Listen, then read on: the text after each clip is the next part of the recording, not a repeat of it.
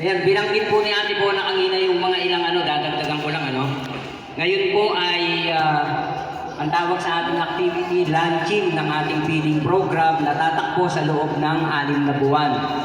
Meron po tayong feeding program na 5 days a week at 20 days a month. So 6 na buwan natin gagawin yun.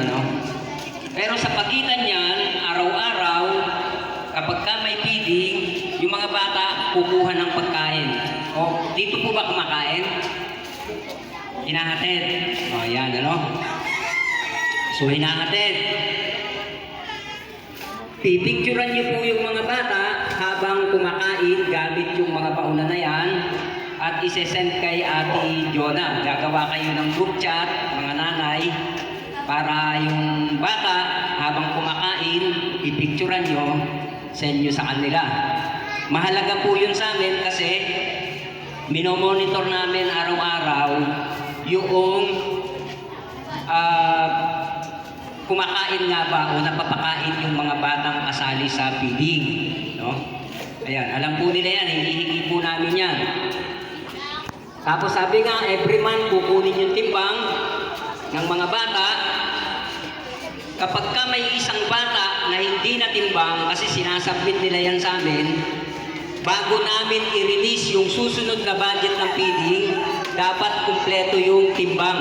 Kapag ka may isang batang hindi nakuha na ng timbang, madadamay kayong lahat. Hindi namin i-release yung budget. So yun po yung dapat natin tatandaan, mga nanay. Tapos, hanggang ngayon ata, o nitong mga nakaraang araw, nagpipicture pa rin na may placards na hawak yung bata, di ba? May placards. Pangalan ng bata, tapos yung timbang niya, tsaka height, tapos yung date. Uulitin po yan sa 3rd month. Meron din uling placards at saka sa 6th month. Bakit ko po ito binabanggit?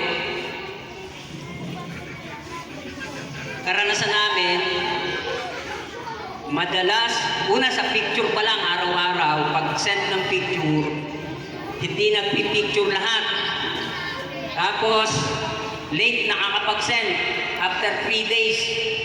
So, kumbaga ngayon ay 27, may send yung picture at 30 na. Late na, Medyo hindi po yun kasi meron ding evaluation yung Caritas sa mga partner niya. Yung mga nakaka-comply talaga ng maganda, yun yung tuloy-tuloy na nabibigyan ng program. So tulungan po natin sila Ate Jonah, yung akap bata, para mabilis silang makakomply. Mag-send po kayo ng picture. Ganon din po kapag timbangan, dapat tulungan nyo po mga nanay, sila Ate Jonah na matimbang agad yung mga anak ninyo para makapagpasa agad sila ng report sa amin. Kaya ba yun? Kaya? Oo. Kasi experience namin din yan. Delayed yung reporting ng timbang. Lalo na pag panahon ng placards, yung may hawak na placards, kasi actual na pipicturan yung bata. Nahihirapan yung mga volunteer hagilapin yung bata. Hindi masyadong nakikiisa yung mga nanay. So naapektuhan yung buong feeding program, naapektuhan yung record ng akap bata kasi delayed yung reporting. Medyo hindi maganda yon sa Caritas pagka ganon. So kailangan yung mga nanay makipagtulungan talaga para ma-implement natin ng maayos itong feeding program natin. Kaya ba yon?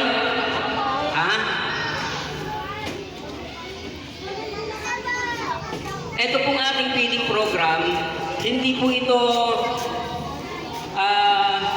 parang naisip lang nila Ate Jonah, nila Ate Lisa, nila Ate Bel, o ng Caritas. Parang basta lang magbigay, Ang layunin talaga nito, ibalik sa tamang kalusugan yung inyong mga anak.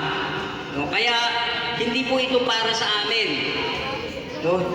Para po yan sa inyong mga alagang bata. Hindi po kami makikinabang dyan. No? Yan pong mga bata na yan, kapag sila'y naibalik sa tamang nutrisyon, gaganda ang kanilang katawan, gaganda ang kanilang IQ. Kaya sana, seryosuhin po natin mga nanay. No? Magtulungan po tayo. Sino po uso ba rito ayuda? No? Kay Mayor Vico? Ha?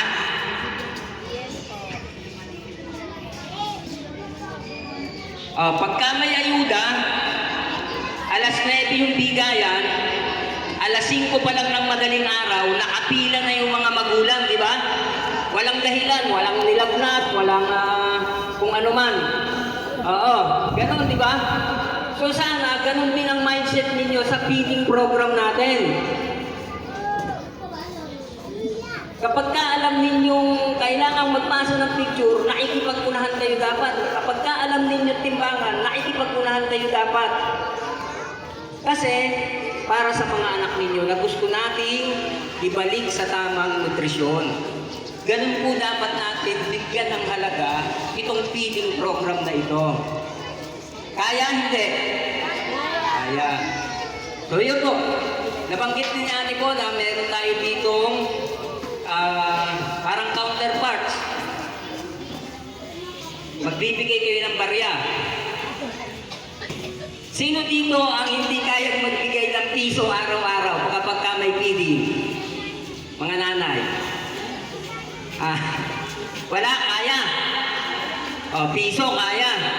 Mas mababa pa ron, lalong kaya, no? Yung mga hindi na mahalagang barya, 25 Gs.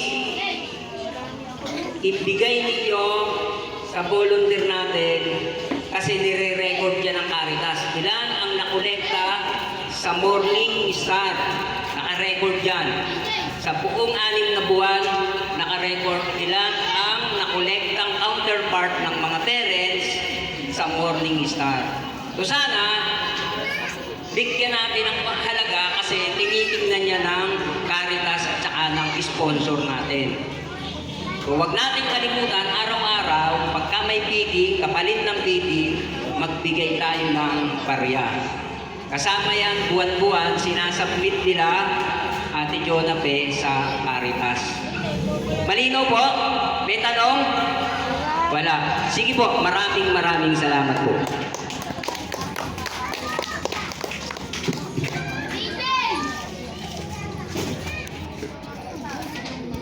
Salamat po, Sir Ramil.